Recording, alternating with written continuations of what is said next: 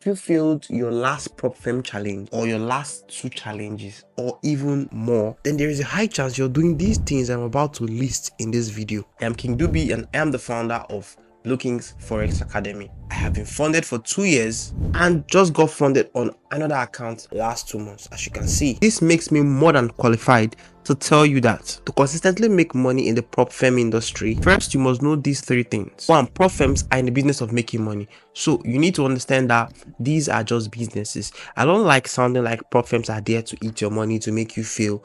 Every business in one way or the other want to make money, and most times it's actually at the sacrifice of other people's money. In as much as it's a simulated trading environment, then how they make money is mostly from challenge fees, and if they can get you to fail more challenges, then it's a win for them. So you have to understand these now. So with this mindset, you'll be able to know that this is like a war. You have to think smart and you don't have to approach it like a normal live account. 2, you can't make money in the prop firm space by luck. So what I mean by luck is some of you are so eager to make your first 6 figures or your first 4 figures, or you just want to get funded. You're so obsessed with that.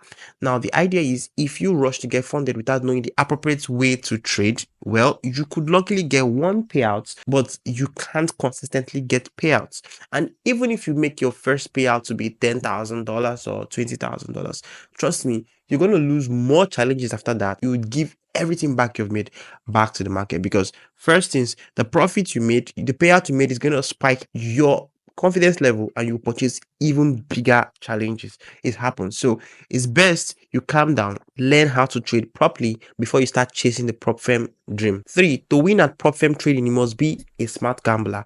So what I mean by a gambler, there is the trading side of prop firm, which is trading the financial market, but there is another part of prop firm, which is understanding losing a prop firm account is normal, and passing a prop firm account doesn't mean you are the best trader on earth, or getting funded doesn't mean you always get funded after that. So understanding this, that if you fail 4 challenges and then you go ahead and pass 3, and then you get a payout that covers for the rest, you're in profit.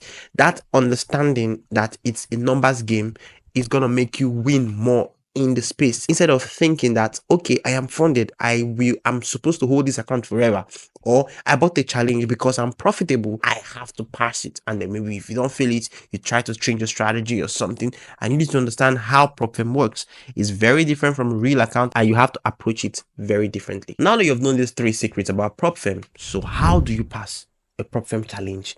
And not just passing it, how do you pass it fast? So here are the 8 things you must do. The first one is play defense. I need you to know you are a chicken in this trading space, and everybody out there wants your money. The prop firms want your money, the investment bank wants your money, the hedge funds want your money, even fake gurus want your money. You're just this little piece that everybody's chasing, and many retail traders sum up to many little pieces. So knowing this, that everybody's looking to take your money, the best thing you can do for yourself is know how to trade properly, know how to trade profitably. Don't rush, don't jump into the prop firm industry. And some people just watch 1-2 videos, just learn a strategy, and you're not sure the strategy does not have stats, or they have not back tested it, or they have not even forward tested it. They just jump to prop firms. They always regret. And personally, I don't think it's part of an experience when you're wasting money on prop firms, because some of these losses and blown accounts you get on prop firms traumatizes you. It might lead you to what we call loss or risk aversion, whereby even if you start seeing significant progress in your trading and you're finally gotten profitable, you'll be scared of going big on prop firm, because you've already traumatized yourself with multiple failed challenges and entangling yourself with scam prop firm because of their cheap fees and a lot of things that will traumatize you. So there are some things that can be very avoided, which is jumping into prop firm industry prematurely. So the main thing is, do you know how to trade? The money is gonna come, but do you know how to trade? I helped this young man right here, you can see on my screen, Idris Opeyemi. He's a Nigerian like me. So he was basically struggling on his entries, how to get his daily bias.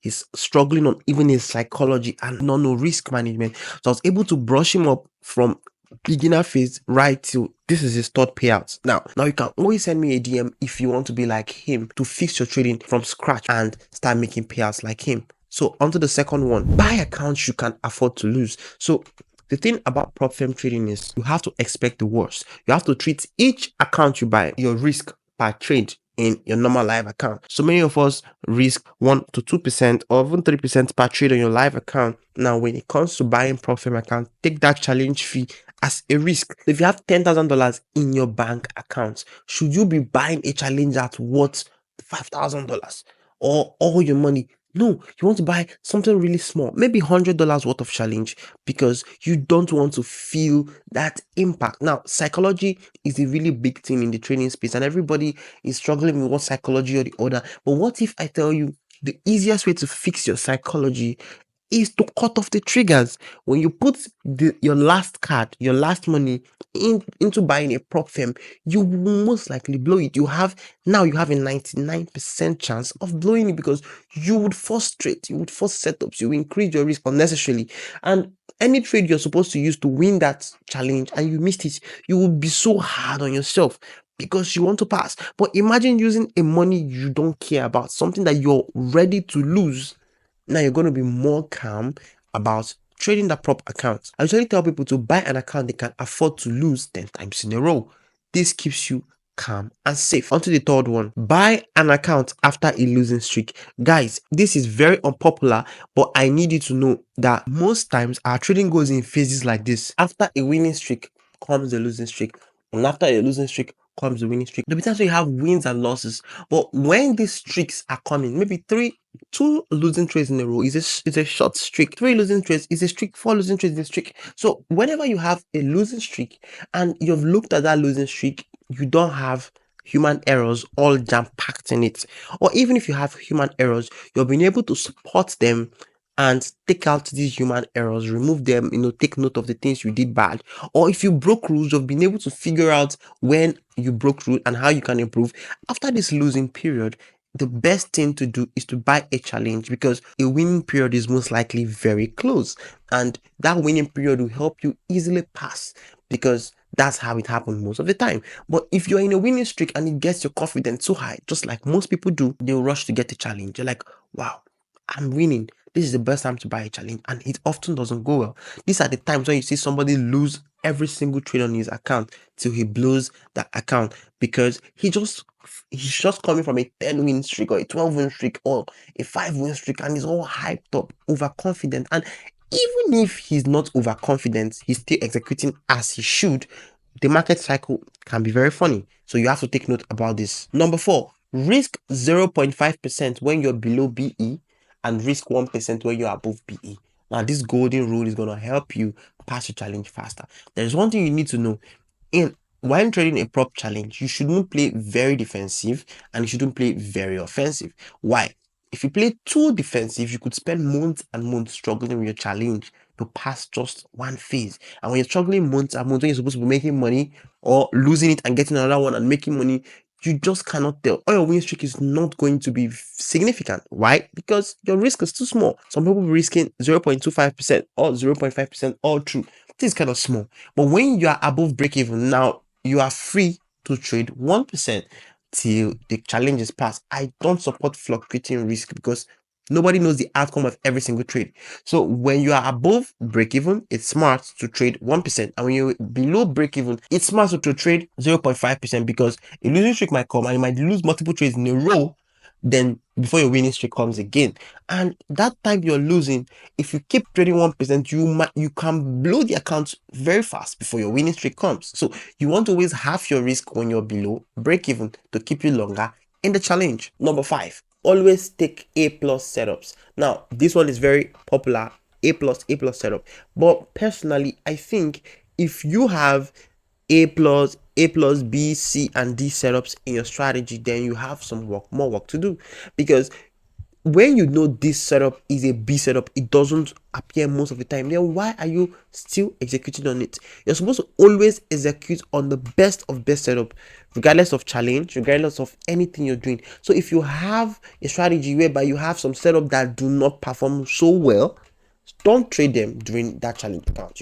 You could trade them in any other aggressive account or your real account, but when it comes to your challenge account, don't trade it, because you want to do all you can to pass it fast. You don't want low probability stuff. So take the best trades possible, and if any trade is looking like is looking doubtful or you don't trust it, just avoid it. You can test it anywhere else, but on that challenge, just avoid it. So the best thing to do is, if you want overall improvement in all your accounts, then it's best to trade A+ setups, the best of best setup that works most of the time. Wait for them and trade them even if it's scanty.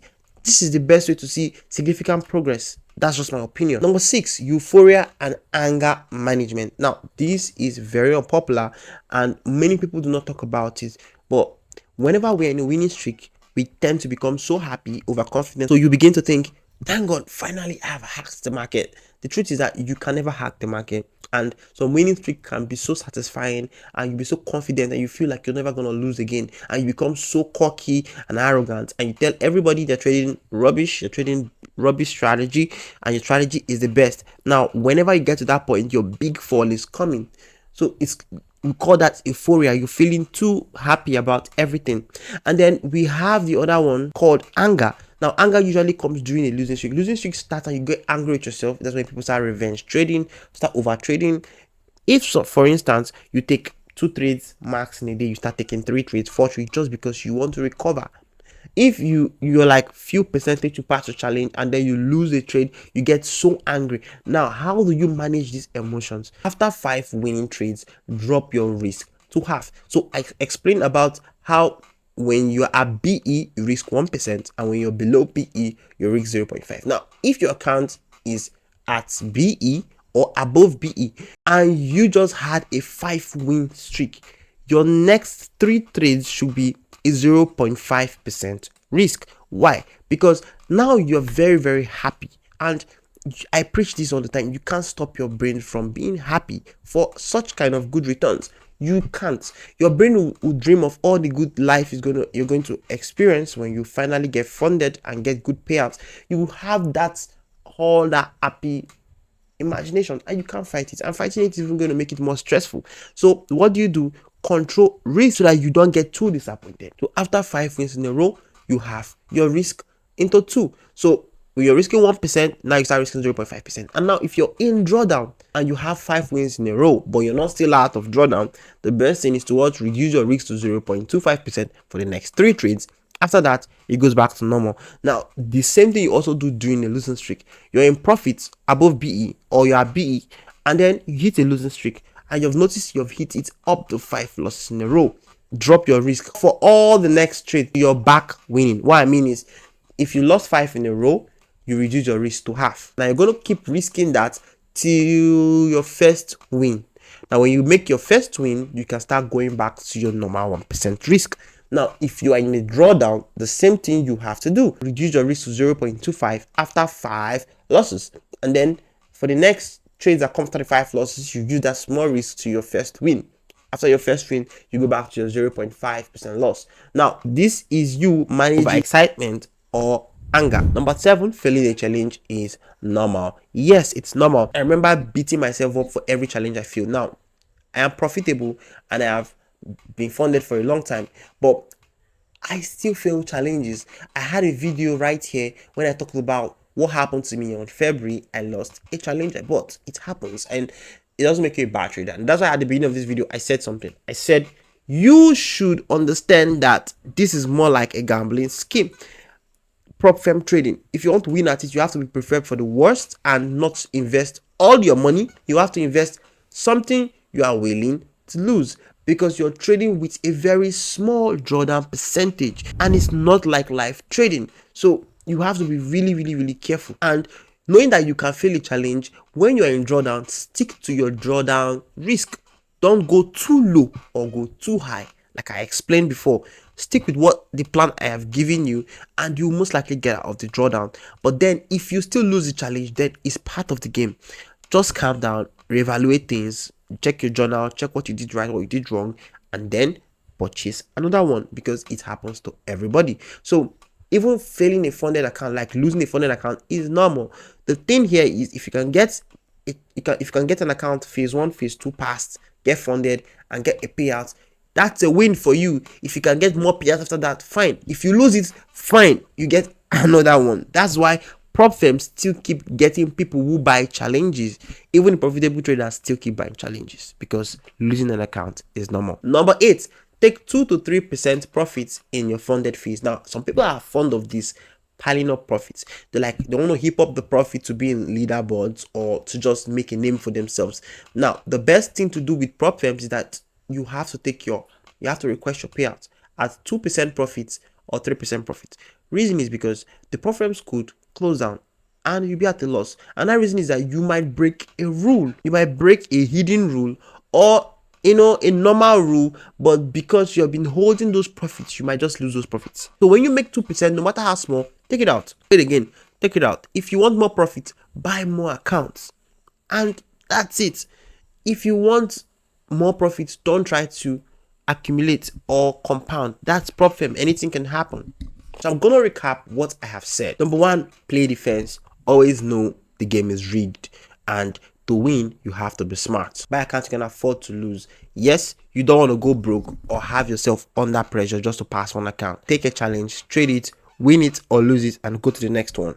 Number three, buy an account after a losing streak. Buy an account after a losing streak. The best time to buy an account is after a losing streak, because a winning streak is most likely to occur. You want to be smart with this. Number four, risk 0.5% below BE and risk 1% above BE. This makes you pass the challenge fast when you're in profits and slows down the time you have to lose the challenge when you're in drawdown. Number five, take only A+ setups. Any setup that's going to make you guess or make you think too much or make you contemplate, stay away from it. Stay away from it. It's most likely going to slow your challenge phase. You need a win streak to be able to pass as quick as possible. Number six, euphoria and anger management. So you want to control your anger or your euphoria by reducing risk after consecutive wins and consecutive losses to stay in the game long term. Number seven, failing the challenge is normal. Definitely, because we all do, and we buy more challenges, and the more payouts you get, if you're profitable, you get more payouts and more challenge pass than failing, and that makes you profitable long term in the whole game. But it takes 2 to 3% profit in funded phase. You should never think of compounding profits in a prop firm, because anything can happen. You could fail hidden rules and a prop firm might go under. You want to be at the safe side. Now, if you need personal private assistance on how to fix your trading and get funded faster, message me with Forex. The link is in the description, and that's my Telegram DM. There is a thing I do. I usually run diagnosis on people that DM me. I ask you first, what's your struggle like? What are you going through? Based on what you tell me, I'm going to know what your problem is. And there are people that do not have a strategy at all. I usually teach those people mine, because mine has helped me to get funded and other people in the academy that trade exactly how I trade. So the link is in the description. I'll see you guys in the next video.